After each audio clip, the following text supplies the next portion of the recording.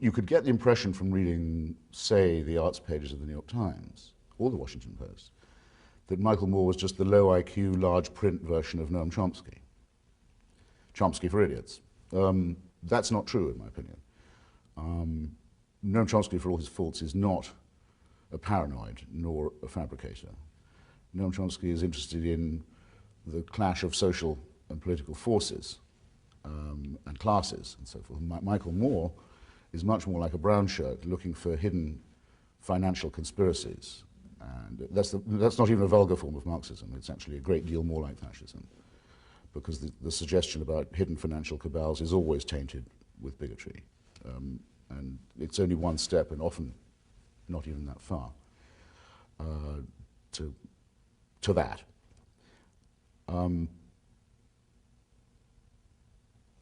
In the 1950s, there was quite a widespread movement in the United States called the John Birch Society, founded by a man called Robert Welch. And Mr. Welch made himself extremely famous by saying that President Eisenhower was a dedicated and conscious agent of the international communist conspiracy. And lots of people believed that. And I wondered what their lives were like. You know, you get up in Pasadena or wherever you live, Chappaqua, Arlington, you think, oh, it's another day. The President of the United States is being run by the Kremlin. I guess I've still got to go get the groceries, drop off the kids, you know. But all this raging is going on inside your skull all the time. It doesn't, in one sense, make any difference. It's probably even maybe therapeutic for some deeply disordered people.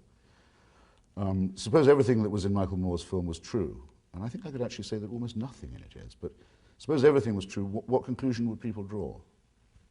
How would it mobilize them politically?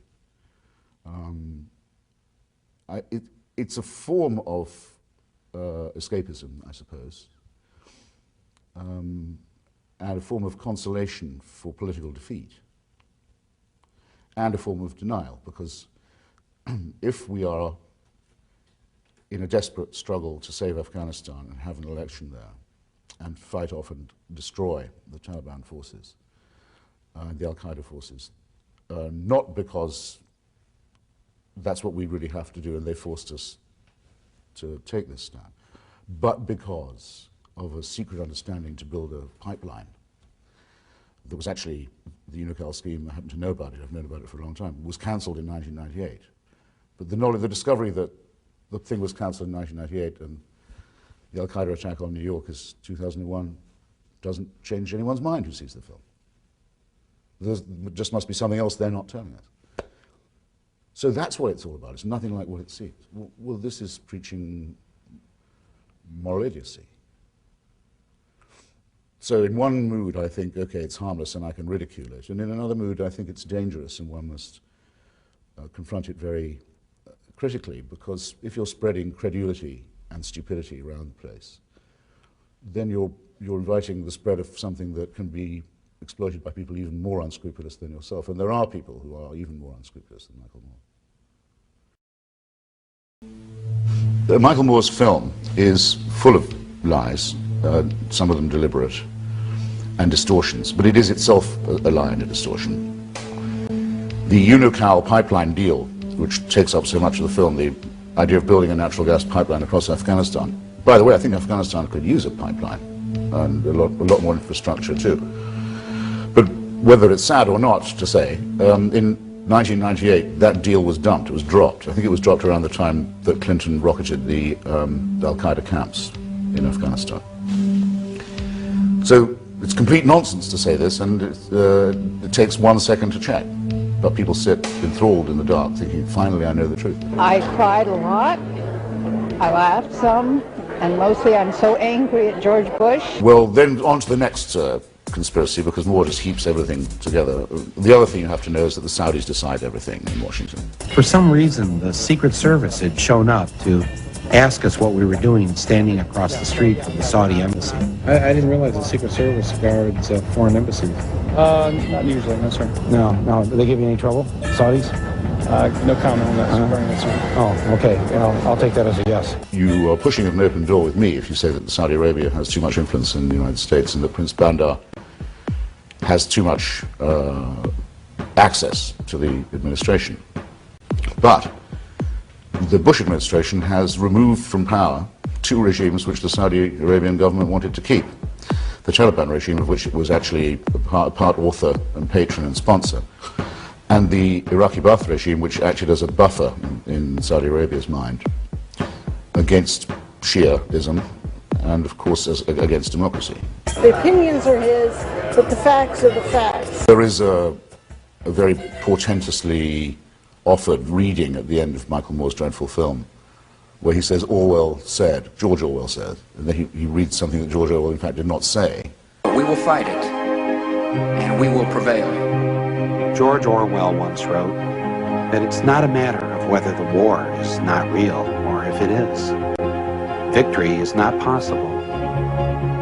The war is not meant to be won. It is meant to be continuous. The purport of this excerpt is to say that we now live in the world that Winston Smith lived in, where there's a pointless war being kept going for profit by people who like war for its own sake, and that there's no difference between the three superpowers in Orwell's world. They are all doing this to keep their own populations in slavery. Well, George Orwell can't be ventriloquized by me, but I'm morally certain that he would not say there was no difference between the Bush administration, or in fact, what Moore is really saying is the United States, and the Ba'ath Party, the Taliban, and Al-Qaeda. But that is what you're supposed to believe if you live on Mr. Moore's howling wilderness of a planet. Our choice wasn't between a benign status quo and the bloodshed of war. It was between war and a graver threat. Don't let anyone tell you otherwise. Not our political opponents, and certainly not a disingenuous filmmaker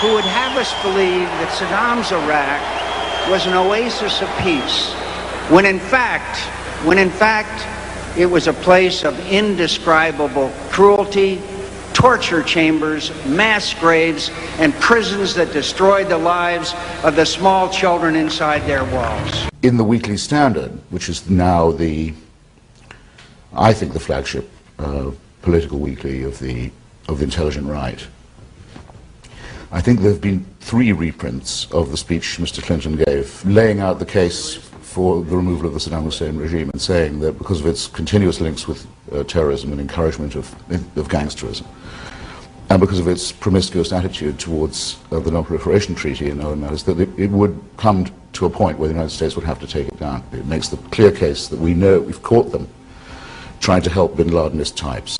Now we've caught them cheating on weapons of mass destruction.